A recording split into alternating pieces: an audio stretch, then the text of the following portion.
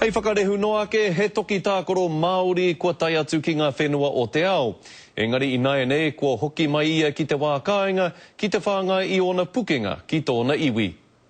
He karapu hou, he tūranga hou, mōrua tīpoki. What that means is when Harry puts the ball and takes a couple of steps up. He kai ako tuarua ia mo te Kapa Pirates. Kai roto i te whakataetai mātua o tūranga nui a kiwa. Kāre anō tēnei karapu kia whai wikitoria i roto i tēnei whakataetai, koe rā te tūmanako. Ko wai atu ia rua hei āwhina i tēnei karapu ki te whakatutuki i a rātau wawata. No te taurua mano mā ono nāna i arahi te kaparaki pai whenua ki te Wikitoria i te ipu Ranfurly.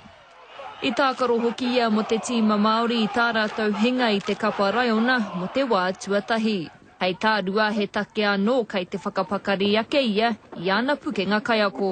Ai, ko tētahi o aku moe moe ā te haere hei kaiako, hei kōti mo te tīma Māori. He moe moe ā e tautoko hiana e te kaiako o mua o te kapa Māori a me te pau. He's done all the right things and he's got the right qualifications to actually, I guess at this time, to decide that he wants to give it back to the code and move into the coaching. I tua atu i te whutu pōro kai te mahi arua mo te runanga o Ngāti Porou. Hei kai tātaki i te kaupapa ngā reo tautoko e āwhina nei ngā taiohi tamatāne ki te whai i te aratika. He maha o rātou kāre he pāpai i te kāinga, mā wēnei tangata, te tūmanako mā wēnei tangata hei arahi i ngā tama.